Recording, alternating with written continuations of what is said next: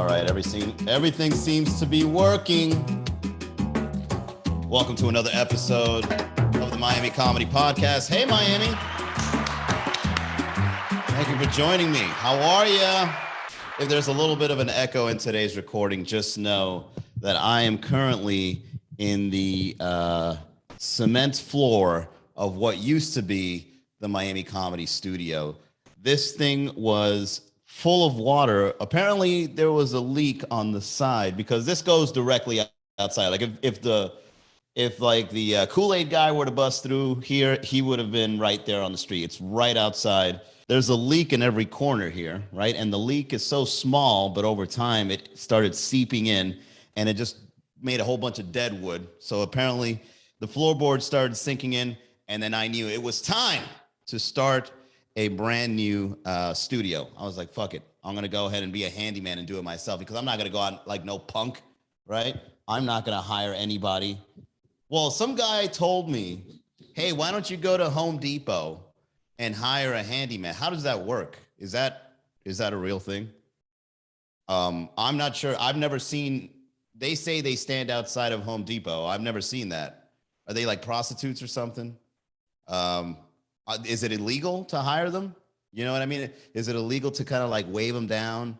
Do you have to ask them for papers? All right. It kind of feels weird to go to a Home Depot specifically to get somebody that's standing outside of the place. Like, hey, are you no, it's the other way around. They walk up to your car and be like, hey, pussy boy, looks like you need a handyman to get the job done. Is that how it works? They wear like flamboyant, like vests, right? Neon yellow. And they've got like high-heeled boots on. Hey there, boy. Looks like you need a big, strong man to get something done in your house. Oh, I'm sorry. It's in Spanish. Hola, mijo. Necesita un hombre bien fuerte para hacerte algo en la casa. Yes, come on in. I've got cash. How much is it to remove floorboards? Oh, hey, we got a joke already right off the bat. Hold on, let me record this before it's too late. Yeah, man, I gotta get used to this streaming world, man. I've been streaming a long time, all right? But what's up, Milena? I've been streaming a long time, but I haven't gotten used to it yet. There's just so many functionalities that I gotta do. Like, all right, I got to make sure I'm on Instagram, right? Then I got to make sure I'm on Facebook. Then I got to go on YouTube, and then I got to get the chat up. It's just so many things. And I go online, and I see some people, and they're streaming, and they do it so easily. Hell, they don't even touch a computer. There's this guy from like Cuba or something. He's just there sitting on a couch, and he's just talking to the camera, and he goes live 3 times a day. And I'm looking at this guy, and I'm like, how does this guy do it? How does this guy, and it's every 5 times a week. It's a Cuban dude. I think he's like from Homestead or something. And he just goes live 3 times, Monday through Friday, like a full-time job. He wakes up at 8:30 in the morning. He does a 1 p.m. lunch show and then a 5:30 nighttime show. And I'm looking at this guy like, that is awesome. For somebody to go live all the time, and he's got a bunch of like Cuban old ladies, calling in and singing karaoke. Oh, voy a cantar una canción de mis tiempos. So for me, when I try to go live, it's like, oh, don't forget YouTube. Hold on, let me log in. So it stalls the whole process. I just recently got into Twitch. I started a profile there. So now I'm going to get like teenage kids. And, God forbid, Chris Hansen's going to come out. It's like, hey, what are you doing, man? Are you live streaming into a platform where there's 13-year-old boys? What are you up to? You're not gaming. You're up there talking about your dick, aren't you? Just imagine I get cracked down on a live stream. Oh my God, guys, Chris Hansen. Yeah, so anyways, I'm here renovating my studio. For those that are tuning in, what up, Dean? Rivera, welcome. For those that are tuning in, I'm renovating the studio, and you need the right tools, right? So I'm going to give you guys, if you guys ever need to break down some floorboards, this right here, this tool right here is the AK-47 of floor demolition. Oh man, I was out here using a saw. I was out here using a hatchet. I was out here using hammers and a chisel. But then I went to Home Depot. Didn't see any construction workers outside, but when I went inside, I looked for this. And this thing right here, I am tearing up these floorboards. I didn't even know I was that strong. Well, you don't really need a lot of strength because when you've got the lever all the way up here, you just, oh, you feel like the Incredible Hulk. So yeah, I'm halfway through. I'm almost done, but I also got to paint the walls. I then got to like, you know, I don't know, sand some shit to make it look smoother. I want to get like some of those, you know, foam things all over the place so I can sound crisp, right? Because this echo thing is going to be apparent if I don't get some sort of insulation for the, or what do they call it, acoustic pads. Teach me how to change a sink knob. Bro, you know what, Milena? One thing I've learned about being a handyman for the last 48 hours, for the last 2 days being a handyman, I've realized that all the hard part is getting started. Like you just go on YouTube, you look up a video, you learn the video, you do it, and then by the time you're done, you're like, I don't even know why this took me so long. Because when I was I thought this job right here of taking out the floorboards, I thought this was going to take me next year. Like I thought I was going to be like 2022, and I'm still like working on this. I'm already halfway through it. It's only been 3 days. Oh shit. You know, so just get started. Believe me when I tell you, it's going to be a lot faster than you think.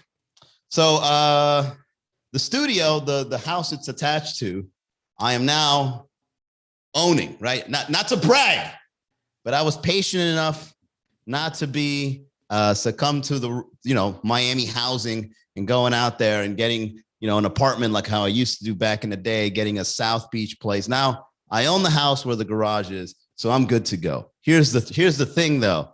What do you guys prefer? Because I've been both a renter and an owner, and I gotta admit, they both suck. Bro, renting sucks and owning sucks, unless you actually have the whole thing paid off. If you got a mortgage, you're gonna be walking around that house in debt. And then, you know, you use the stove and you're like, this isn't really my stove, but I'm using it, right? You go in your backyard, you're like, this is a wonderful garden, but is it really mine? You can just feel the bankers looking down at you from the sky. It's like, I hope you're enjoying that house, boy, because you owe us $400,000. Even Uncle Sam has his eye on you. Oh, nice property you've got there. I hope it goes up in value so we could put you on the tax brackets.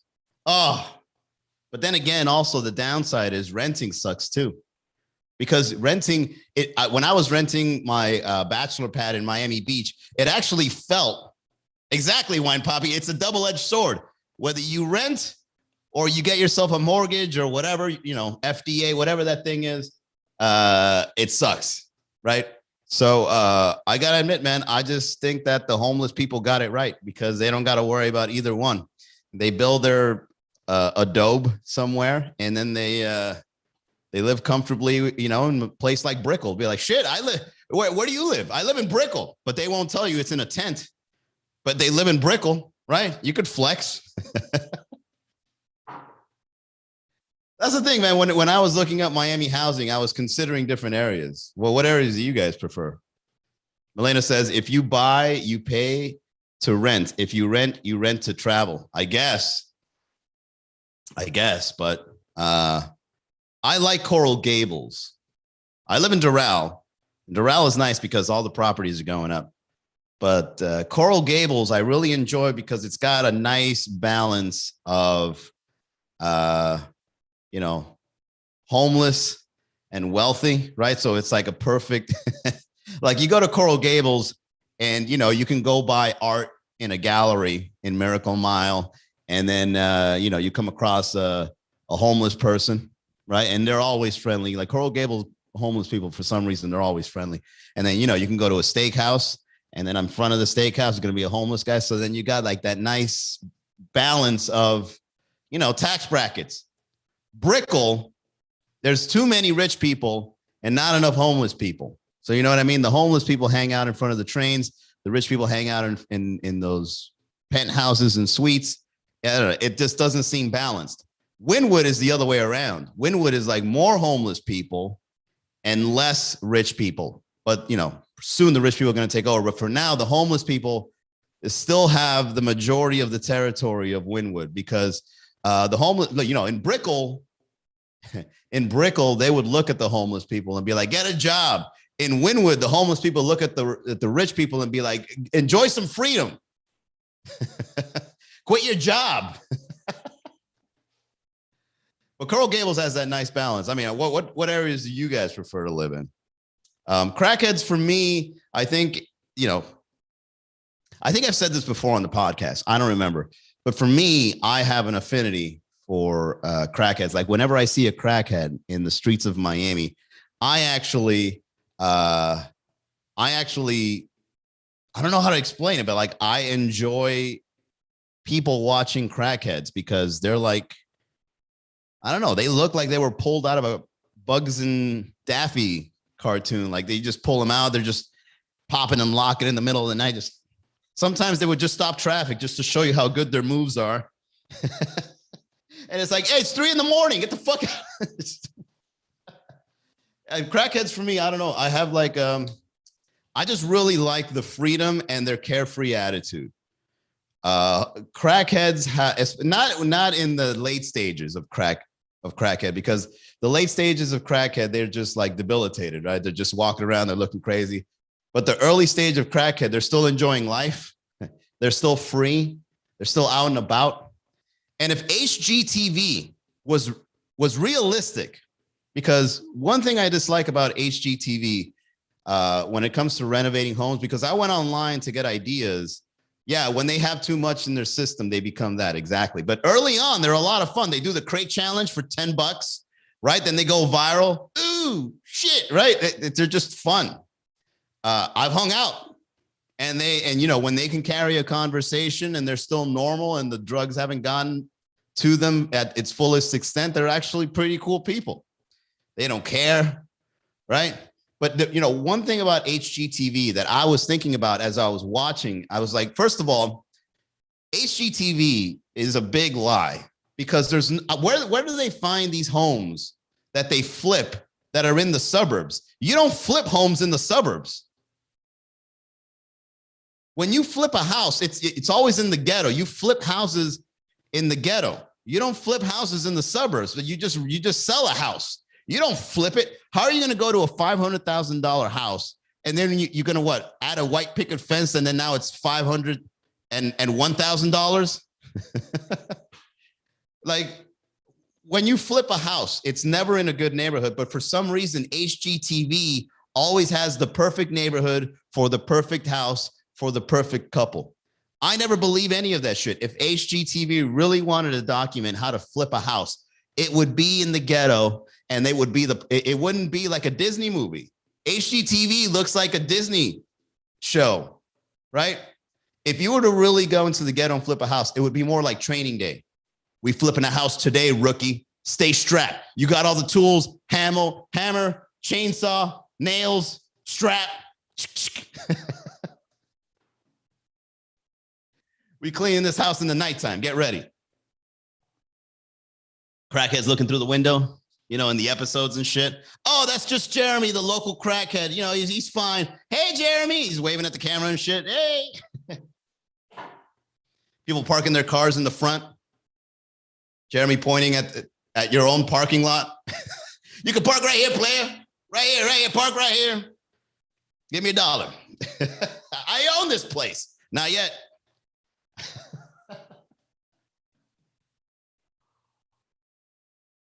Oh, yeah. So I'm excited for the new room. I think that streaming, and I've said this before, man, I really think that the streaming platform is becoming like the virtual stage. And that's one thing that I really enjoy about stand-up. You got to make it as free as possible, right? Like I don't got to wait for no comedy club, no booker. You just go on live, talk to the both of you guys, and we call it a night, right? And I think this is really interesting to me. And plus, you know, now that I'm living in this house, I don't got to worry about anyone else, right? No roommates.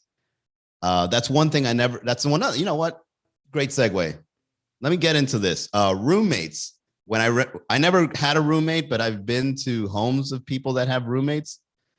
And I've never really seen male roommates, but I've always seen female roommates. And, ladies have the roommate game down pat. I've seen a 2-2 with 7 women living in there, like, clowns compact in one of those little cars. They just pop out, ready to go to the nightclub. 7 of them living in the same place. And, they all take the balcony photo, right? Because they got to get a nice $500 a month apartment, but it's 7 people in that one apartment. They won't tell you that. All right.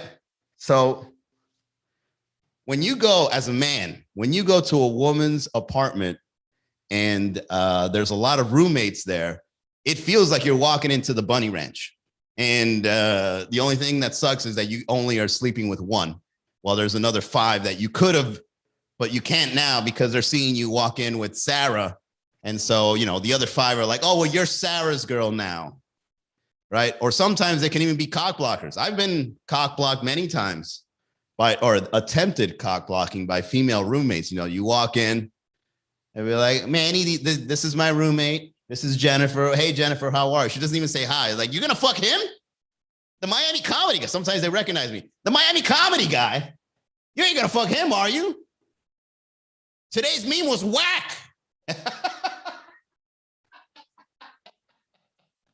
least fuck him when he posts something good, man.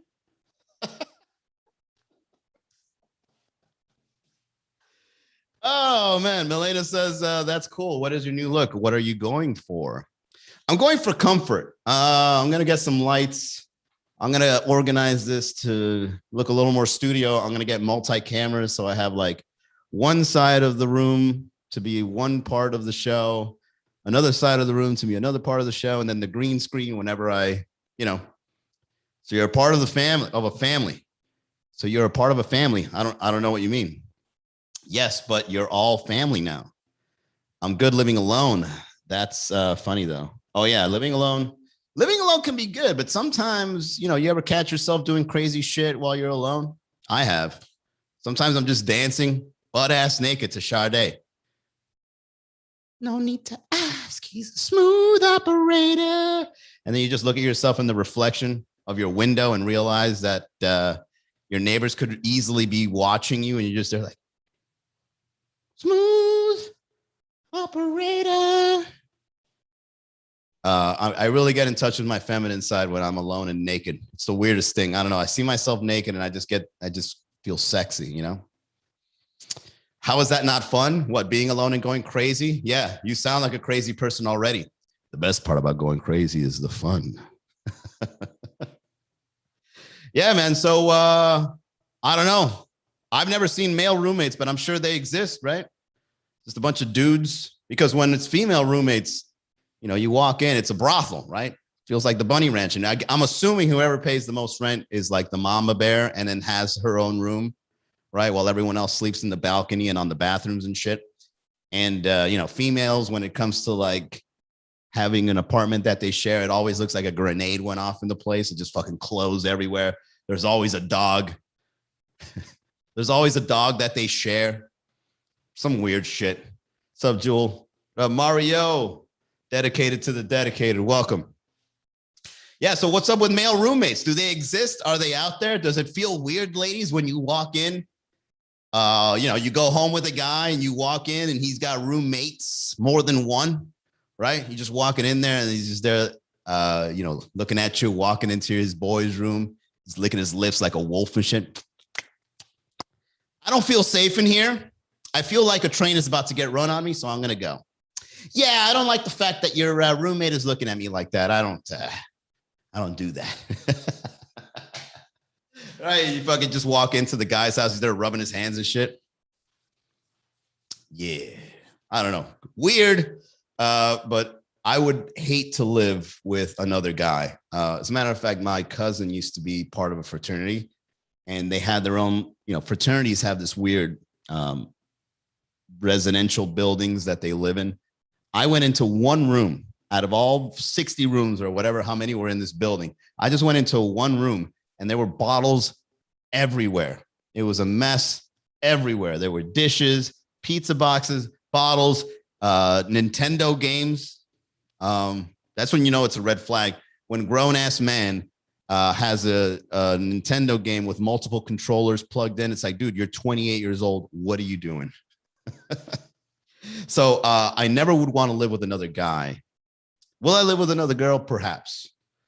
You know, she's got to be tidier than me. And not to say that she's got to do the cleaning or none of that traditional shit. But the thing is, it's just, it kind of seems like people just gravitate towards being messy when there's someone living with them, as to give them like some sort of passive aggressive, you do the dishes, fuck you. Because when you're living by yourself, it's like, I better do the dishes or I'm going to fuck my life up. Right. But when you live with someone else, they're just like, hey, now, you know what? I'm going to leave this right here. My roommate will take care of it. And then you both don't take care of it. And it's a stalemate. That thing is going to be there for the next 3 years.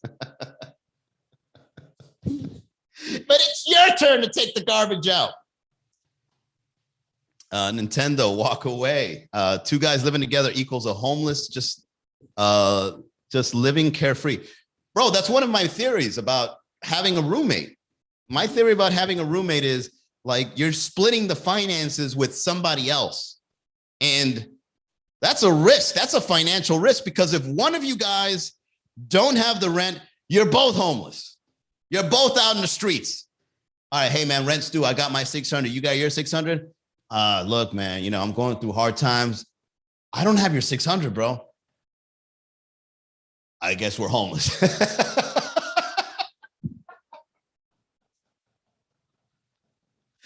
Hey, Zimena, thank you.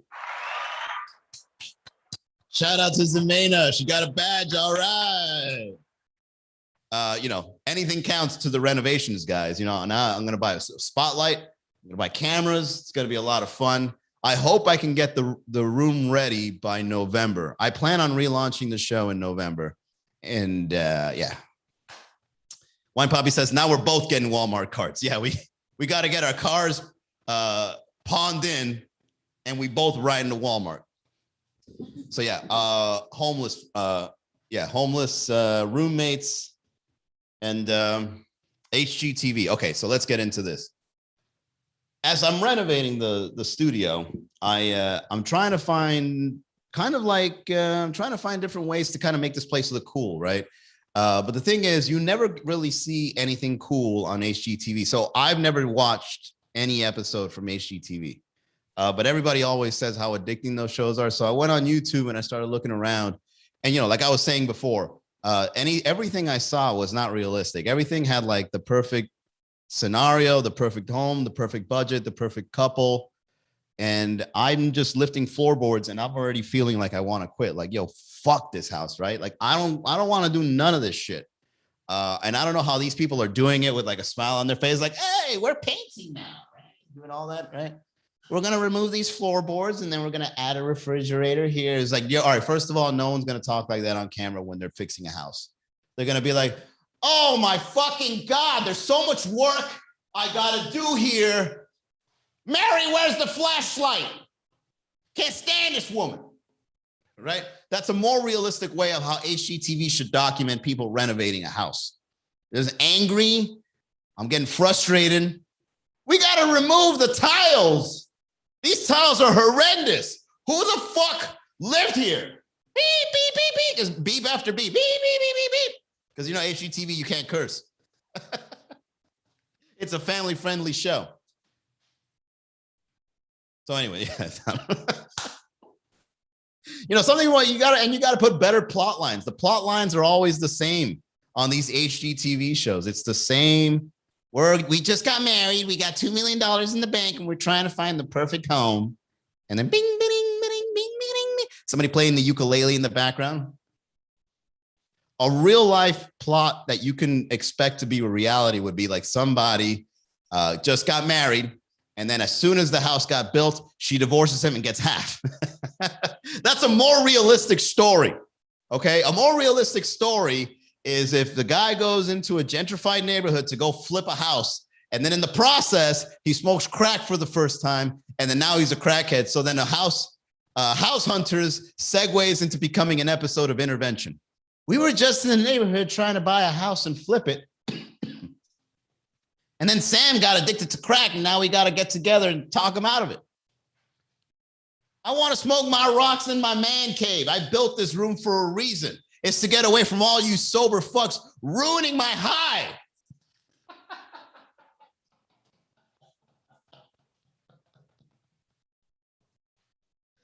Oh, man, dude, I fucking love last year. This is so much fun. Very accurate. What's up, Jay Carranza? All right. Let's bring it down, shall we? Yeah, renovating a home isn't as easy as it seems, especially when you got to do the floors when it's all wet. Thankfully, there weren't any bugs or roaches or any sort of this thing was so wet. I thought a snake was going to come out of this shit, right? Like I was like, for sure, there's a snake somewhere in here. And then I'm going to put my hand in and then I'm going to get bit and then I'm going to die because I wanted a podcast studio. Like that would be a terrible way to die. Manny got bit by a snake trying to build a podcast studio. His two audiences will miss him dearly.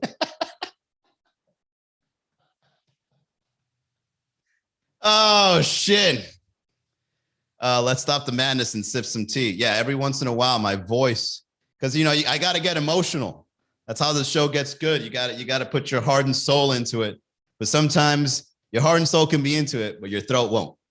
So I got some throat coat tea. Oh, that's good stuff. All right, so I got this makeshift thing going on. And yeah, I can already foresee what I'm going to do. So yeah, this is an exciting new chapter. You know, 2022 is right around the corner. I figured I'd give you guys a show. You know, we still got the live shows over at the bars, but then your boy is going to be going live virtually to do his version of stand-up because this is it. This is the absolute freedom for creators in the comedy space. You know what I'm saying? I don't have to wait for venue owners. I don't have to wait for comedy club bookers. I don't got to wait for anyone else. I just go live, have my audience, entertain you guys, have my fun. I write material. I post memes. It becomes this whole new world, and it's exciting to kind of figure it out. A lot of comedians don't want to do comedy this way, but I think that we've got no choice, especially with how direct we can connect to people. You know what I mean? Besides, you guys don't want to drive all the way to a show every single time to see your boy, right? Sometimes you're laying down in your tub, butt ass naked, wishing that a comedy show is happening in front of you, right? Like, oh, how I wish I can go see Manny live without me having to get dressed. If only. And then bam, notification on your phone. Manny is live. Oh, we're going to talk some shit with Manny. And then you put it on the chat. I want to talk some shit. And you know what's even better? The show's become a lot more interactive, right? Because you guys get to put your work or your part of the show or whatever you want to contribute on the chat. And then we're now having a conversation, shooting the shit together, huh? Now you don't got to sit back, get your 2 drink minimums. You can drink whatever the hell you want. All right. No waiter's going to come up. It's like, ma'am, you're going to have to order a drink. I don't really feel like drinking. You got to have 2 drinks tonight in order to participate with the show. I don't drink alcohol. All right, get the fuck out. Security. You know what's even better? We don't need bouncers. We're the bouncer. Somebody starts acting up on the chat, ban, kick them out. I don't find this guy funny. Block. That was very effective. Block. We have full control. What's up, Amy? Oh, shit, Amy, how are you? Amy was somebody that used to come out to the shows. Where you been? You don't come out no more. I'm home, bitch. Yeah, exactly. And then when newer technology starts coming out, I get to show up in your living room like a, you know, virtually, or maybe like a holograph or something. You know, I'd make an entrance, right? If I show up in your living room, I got to make an entrance. I'm not just going to show up like Luke Skywalker coming out of R2D2. I got to come out. I want there to be a smoke show, right? Did you? I'll probably talk to you before I go live. I'd be like, do you guys have your smoke machines ready? All right, on the count of 3, turn them on. 1, 2, 3. And then I just show up.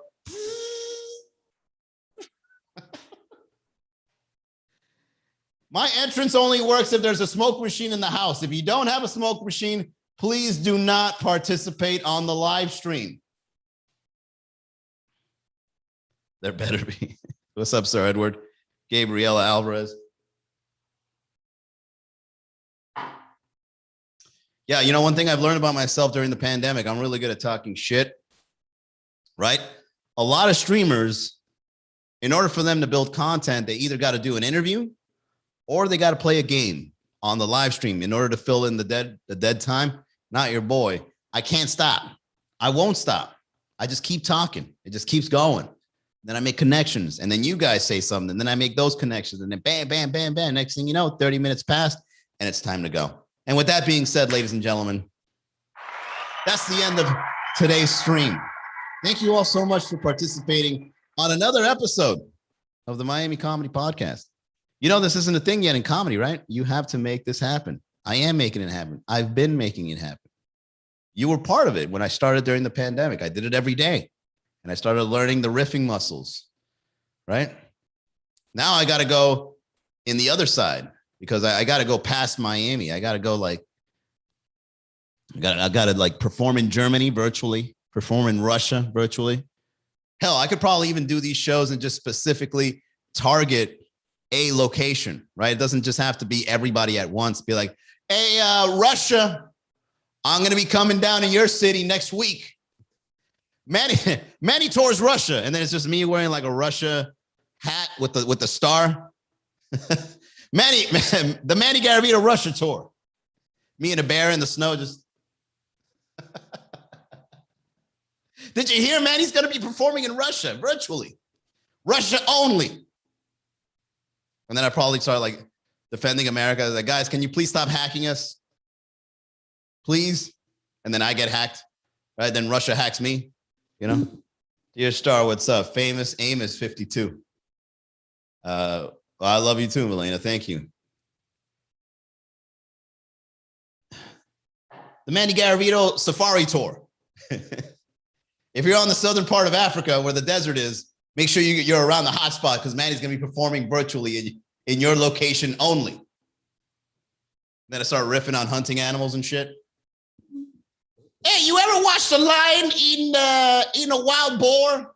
And then that wild boar is just there squealing, be like, yo, shut the fuck up and let the lion eat peacefully, man.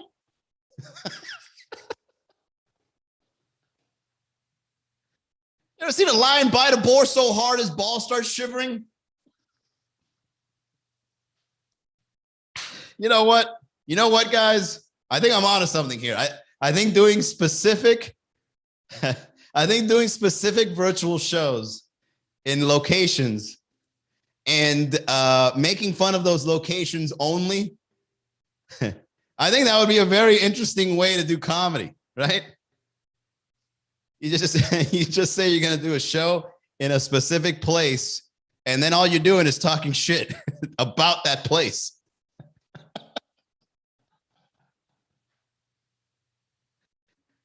Hey, what are you guys doing in Amsterdam? We smoking weed? Huh? The Mandy Garavito 420 tour, streaming live only in California, Seattle, and Amsterdam. Smoking weed on camera. Instagram has blocked your live feed. Instagram, I'm doing it in legal states only. Excuse me. I'm from Alabama and marijuana is still illegal. Block. Get them the fuck out. We want legal weed smokers here only.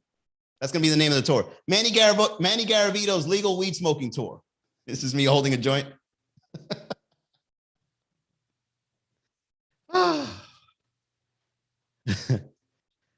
Is that a new tattoo on your left arm? No, it's the same one. I just started wearing more t-shirts now. Bro, you know what? Immaculate, my button shirts don't fit me anymore. What's up, Diane? How are you? My shirts don't fit me anymore. My chest has gotten wider, got a little more of a belly, but not a big belly. Like just, I'm just getting wider. You know, if you look at my videos before, I was a little thinner. Now I'm a little more swole, right?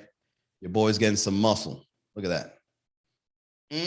That's why I'm a handyman now. That's why I'm out here breaking wood in the floor. I got the strength for it now. Oh, you should see me. Oh, you know what? I don't have the body for it yet. I'm almost there, but eventually what I'm going to do is I'm going to start doing live streams shirtless. And then every time the ladies put in like the badges or whatever, the stars or whatever, every time the ladies get some, I'm just going to take an article of clothing off and then cover myself in baby oil.